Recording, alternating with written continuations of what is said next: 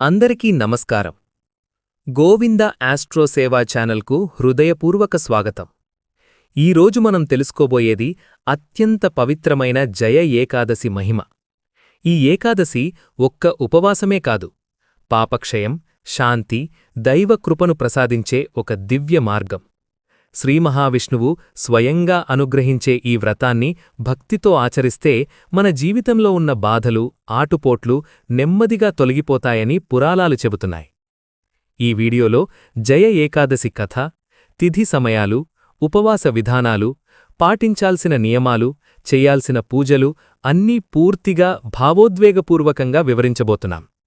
మీరు ఎదుర్కొంటున్న కష్టాలకు ఇది ఒక దైవ సంకేతంగా మారవచ్చు.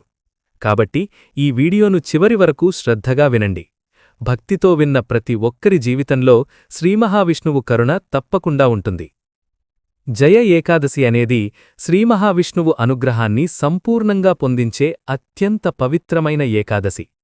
ఈ వ్రతాన్ని భక్తిశ్రద్ధలతో ఆచరించిన వారికి పాపక్షయం కలిగి మోక్షమార్గం సుగమమవుతుందని పురాణాలు చెబుతున్నాయి.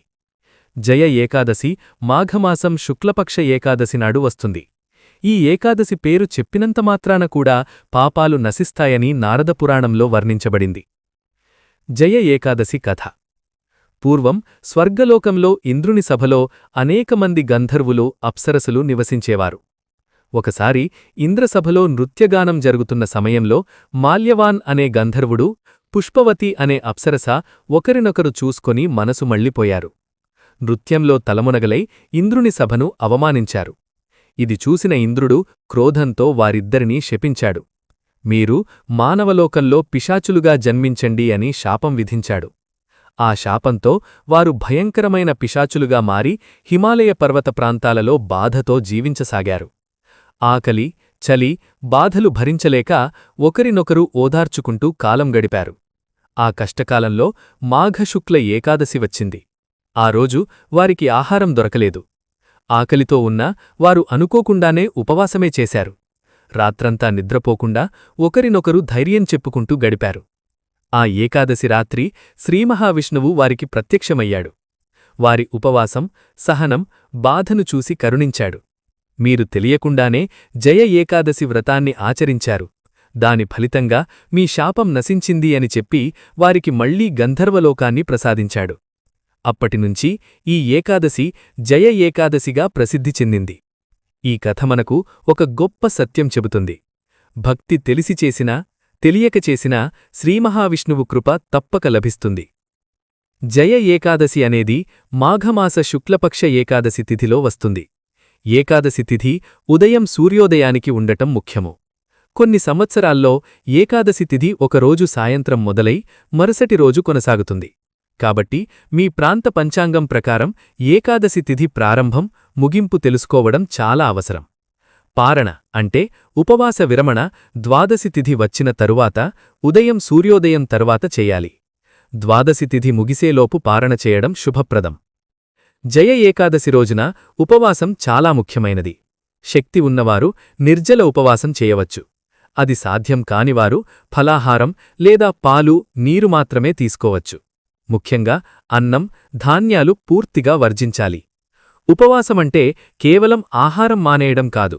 చెడు ఆలోచనలు, చెడు మాటలు, కోపం, ద్వేషాన్ని కూడా వదలాలి. మనసును పూర్తిగా శ్రీమహావిష్ణువుకు అర్పించాలి. ఈ రోజున బ్రహ్మముహూర్తంలో లేచి స్నానం చేసి శుభ్రమైన వస్త్రాలు ధరించాలి. ఇంటిని శుభ్రపరుచుకొని పూజాస్థలాన్ని అలంకరించాలి. ఏకాదశి రోజున అబద్ధాలు చెప్పకూడదు, ఇతరులను నొప్పించకూడదు. వీలైనంతవరకు మౌనం పాటించడం ఉత్తమం. రాత్రి జాగరణ చేస్తే వ్రతఫలం అనేక రెట్లు పెరుగుతుంది. శ్రీమహావిష్ణువును పసుపు లేదా తెల్ల పుష్పాలతో అలంకరించి పూజ చెయ్యాలి. తులసి దళాలు ఈ పూజలో అత్యంత ముఖ్యమైనవి. ఓం నమో నారాయణాయ మంత్రాన్ని జపించడం, విష్ణు సహస్రనామాలు చదవడం చాలా శుభం. దీపం వెలిగించి నైవేద్యంగా ఫలాలు సమర్పించాలి. ఈ రోజున దానం చేయడం విశేష ఫలితాన్నిస్తుంది. ఆహారం, వస్త్రాలు, గోవులకు మేతదానం చేయగలిగితే మహాపుణ్యం.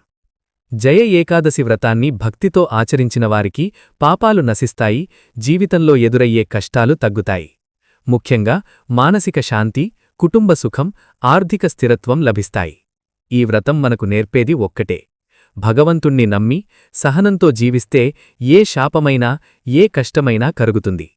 ఇది గోవింద ఆస్ట్రోసేవా ద్వారా మీకు అందిస్తున్న జయ ఏకాదశి పవిత్ర కథ. ఈ కథ మీ హృదయాన్ని తాకి మీ జీవితంలో శాంతి, భక్తి పెంచాలని మనస్ఫూర్తిగా కోరుకుంటున్నాను. ఈ వీడియోలో జయ ఏకాదశి యొక్క సంపూర్ణ మహాత్మ్యాన్ని, శ్రీమహావిష్ణువు అనుగ్రహాన్ని పొందే శక్తివంతమైన వ్రతకథను వివరంగా తెలియజేశాము. జయ ఏకాదశి ఎందుకు అంత పవిత్రమైనది, ఈ ఒక్క వ్రతం జీవితంలోని పాపాలను ఎలా నశింపజేస్తుందో, గతజన్మ కర్మలను ఎలా తొలగిస్తుందో శాస్త్రపరంగా వివరించాము. జయ ఏకాదశి తిథి సమయాలు, ఉపవాసం చేసే విధానం, పాటించాల్సిన నియమాలు, చేయాల్సిన పూజా విధానాలు, నైవేద్యం, జాగరణ ప్రాముఖ్యత అన్నీ ఈ వీడియోలో సులభంగా అర్థమయ్యేలా చెప్పాము. భక్తితో ఈ వ్రతాన్ని ఆచరిస్తే కుటుంబ సమస్యలు, ఆర్థిక కష్టాలు, మానసిక బాధలు ఎలా తొలగిపోతాయో కూడా విశ్లేషించాము.